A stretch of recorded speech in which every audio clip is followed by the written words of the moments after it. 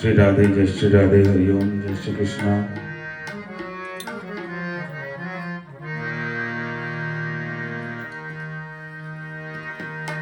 ओम नमो भगवते वासुदेवाय।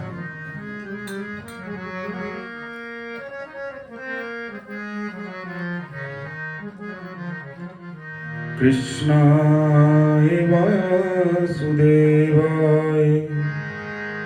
हरये परमात्मने प्रणतक्लेशनाशाय गोविन्दाय नमो नमः। भक्त भक्ति भगवंत गुरु चतुर्नाम वपु एक, तिनके पद बंदन किए नासहि विघ्न अनेक। जय जय श्री राधारमण, जय जय नवल किशोर, जय गोपी चित चोर प्रभु, जय जय माखन चोर प्रभु, जय जय माखन चोर। श्री वृंदावन बिहारी लाल की जय। जय जय श्री राधेश्याम,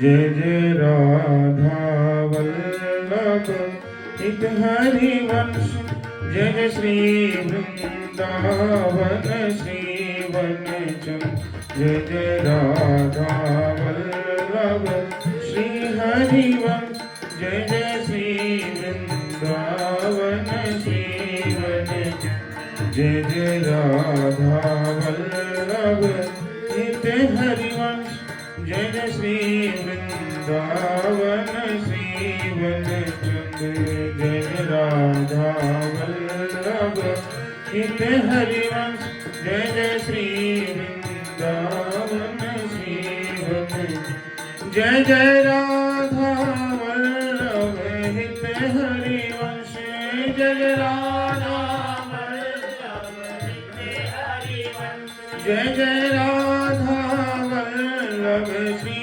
हरिवंश, राधा वल्लभ श्री हरिवंश, जय जय श्री वृंदावन श्री वनचंद, जय जय श्री वृंदावन श्री वनचंद, जय जय राधा वल्लभ श्री हरिवंश, जय जय श्री वृंदावन श्री वनचंद, जय जय राधा वल्लभ श्री हरिवंश, जय जय श्री वृंदावन। ओ प्यारो राधा वल्लभ लाल मेरो मदन गोपाल, राधा वल्लभ लाल मेरो मदन गोपाल, ओ प्यारो राधा वल्लभ लाल मेरो मदन गोपाल, राधा वल्लभ लाल मेरो मदन गोपाल, ओ प्यारो राधा वल्लभ लाल मेरो मदन गोपाल, प्यारो राधा वल्लभ लाल मेरो मदन गोपाल, जय जय राधा वल्लभ श्री हरिवंश, जय जय श्री वृंदावन श्री वनचंद, जय जय राधा वल्लभ श्री हरिवंश, जय जय श्री वृंदावन श्री वनचंद, हो जय जय श्री वृंदावन श्री वनचंद, जय जय श्री वृंदावन श्री वनचंद। श्री राधा वल्लभ लाल की जय। जय जय श्री राधेश्याम। नित्य प्रति की तरह से हम श्री श्री चैतन्य चरितावली का पावन श्रवण कर रहे हैं। उसी श्रृंखला में आज सची माता का सन्यासी पुत्र के प्रति मातृ स्नेह कैसा है उसको आप श्रवण करेंगे।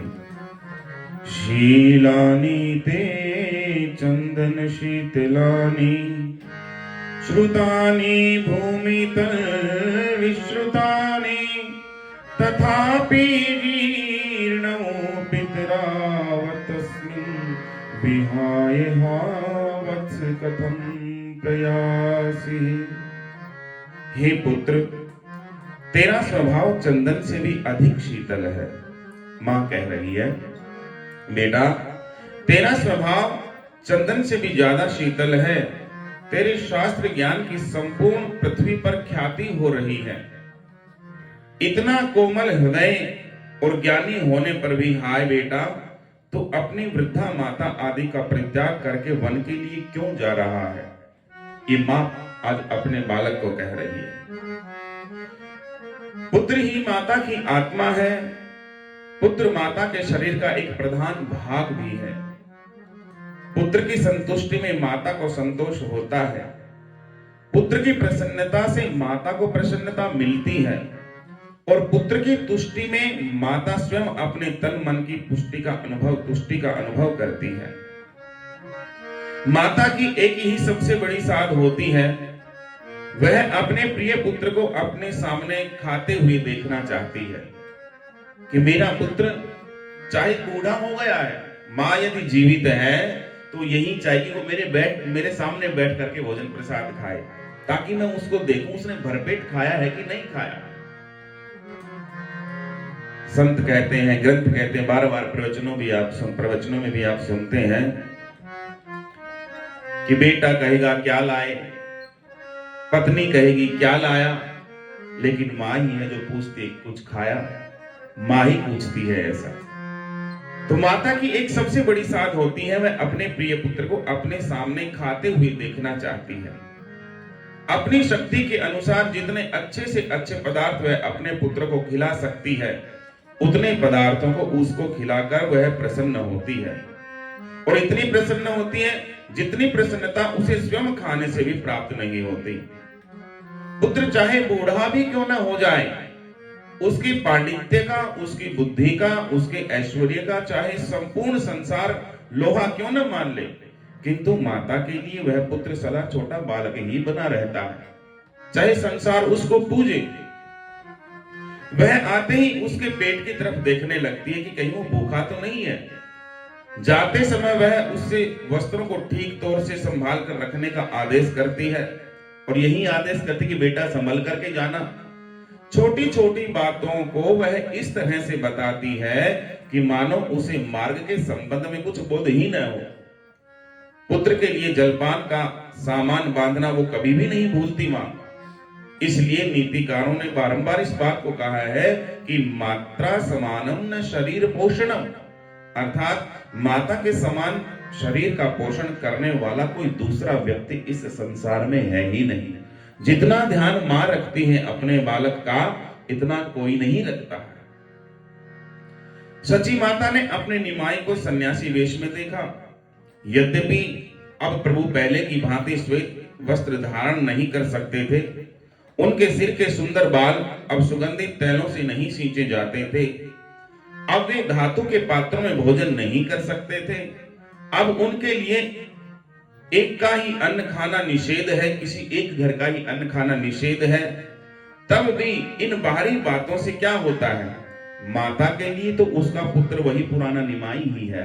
आज भी चाहे संन्यास ले लिया, लेकिन फिर भी मां तो यही सोचती कि मेरा पुराने वाला वो ही निमाई है। सिर मुड़ाने और कपड़े रंग लेने से उसकी निमाई में कोई परिवर्तन नहीं हुआ। माता उसी तरह प्रभु के ऊपर अपना प्यार जताती। वह स्वयं अपने हाथों से प्रभु के भोजन के लिए भांति भांति के व्यंजन बनाती। वह प्रभु के स्वभाव से पूर्ण रीत्या परिचित थी। उसे इस बात का पता था कि निमाई किन किन पदार्थों को खूब प्रेम पूर्वक खाते हैं। उन्हीं सब पदार्थों को माता खूब सावधानी के साथ बनाती और अपने हाथ से परोस करके प्रभु को खिलाती। प्रभु भी माता के संतोष के निमित्त सभी पदार्थों का खूब रुचि पूर्वक उनका भोग लगाते, उनको खाते और भोजन करते करते पदार्थों की प्रशंसा भी करते जाते। प्रभु के भोजन कर लेने के अनंतर सची माता और सीता देवी दोनों मिलकर के अन्य सभी भक्तों को प्रेम के सहित भोजन कराती। सबको भोजन कराने के पश्चात वो दोनों स्वयं भोजन करती।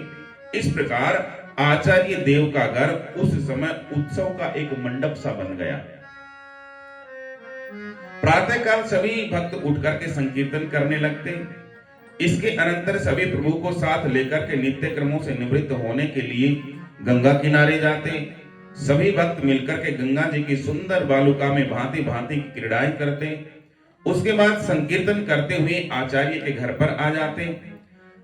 तब तक सची माता भोजन बना करके तैयार रखती थी। प्रभु के भोजन करने के बाद सभी भक्त प्रसाद पाते। फिर तीसरे पहर से श्री कृष्ण कथा छिड़ जाती। सभी भगवान के गुणों का वर्णन करते तथा श्री कृष्ण कथा श्रवण करके अपने अपने कानों को वो धन्य बनाते थे। सायकाल को फिर गंगा किनारे चले जाते और प्रभु के साथ अनेक भक्ति संबंधी गूढ़ विषयों पर आपस में वो चर्चाएं करते।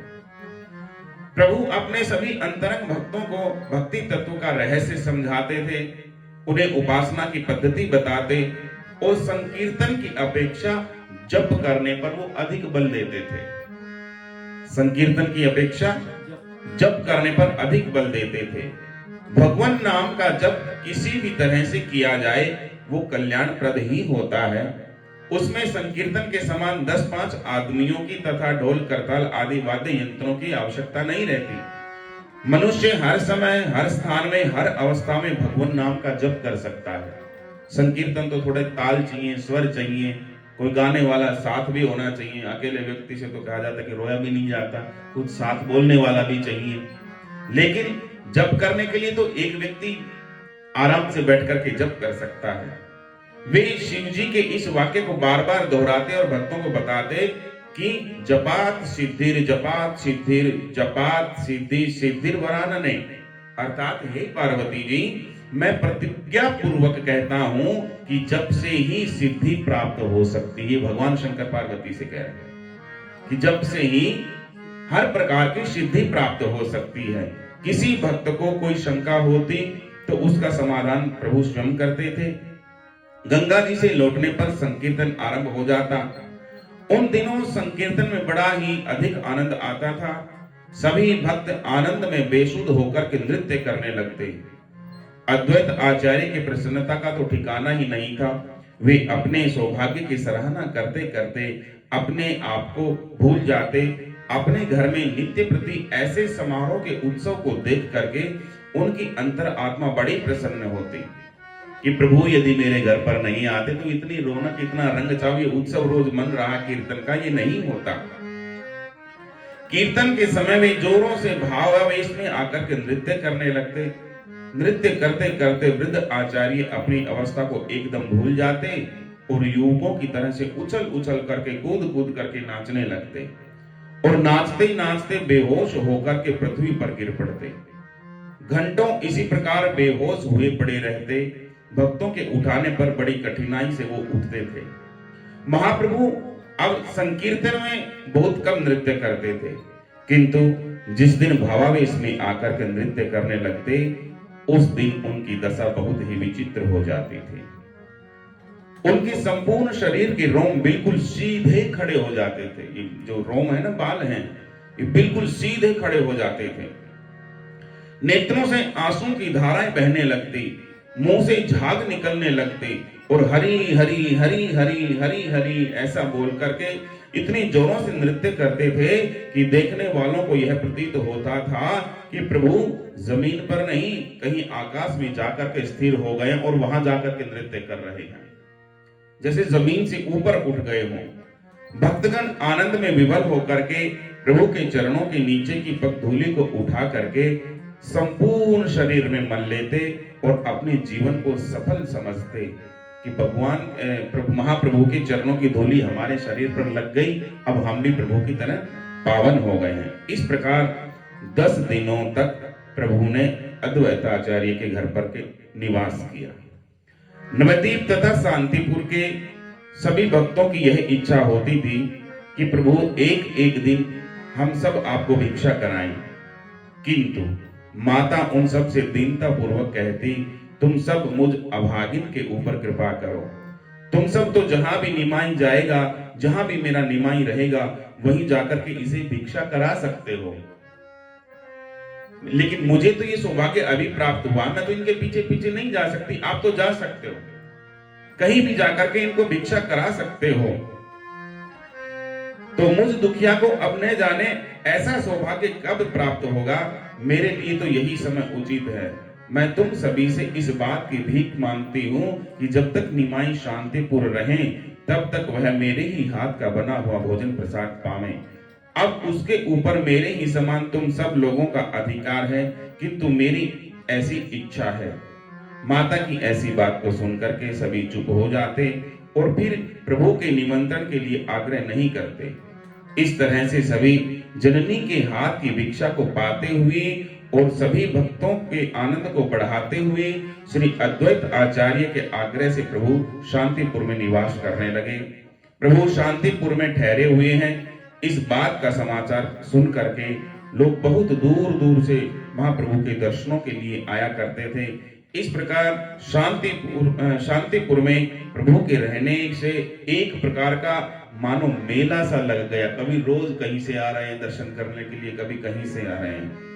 प्रेम अवतार चैतन्य देव मातृस्नेह और अद्वैत आचार्य के प्रेम आग्रह के ही कारण 10 दिनों तक वो शांतिपुर में उन्होंने निवास किया, शांतिपुर में ठहरे। शेष चर्चा फिर कल कर लेंगे। श्री वृंदावन बिहारी लाल की जय। जय जय श्यामा जय जय श्याम, जय जय श्री वृंदावन धाम। जय जय श्यामा जय जय श्याम, जय जय श्री वृंदावन धाम। पावन राधे तेरो नाम, पावन राधे तेरो नाम, पावन श्री वृंदावन धाम, पावन श्री वृंदावन धाम।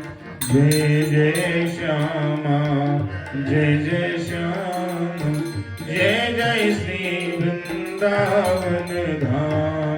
जय जय श्यामा जय जय श्याम, जय जय श्री वृंदावन धाम। मेरी श्यामा मेरो श्याम, मेरी श्यामा मेरो श्याम, मेरो श्री वृंदावन धाम, मेरो श्री वृंदावन धाम।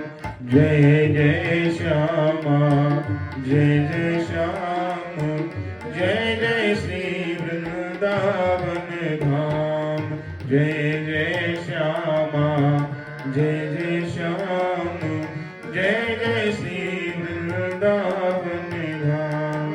जय बरसानो जय नंदगाम, जय बरसानो जय नंदगाम। श्री यमुना जी ललित ललाम, श्री यमुना जी ललित ललाम। जय जय श्यामा जय जय श्याम, जय जय श्री वृंदावन धाम। जय जय श्यामा जय जय श्याम, जय जय श्री वृंदावन धाम। यह जोड़ी अविचल अविराम, यह जोड़ी अविचल अविराम। हृदय विराजो आठों याम, हृदय विराजो आठों याम। जय जय श्यामा जय जय श्याम, जय जय श्री वृंदावन धाम। जय जय श्यामा जय जय श्याम, जय जय श्री वृंदावन धाम। जय जय श्री वृंदावन धाम, जय जय श्री वृंदावन धाम। श्री वृंदावन धाम की जय। जय जय श्री राधे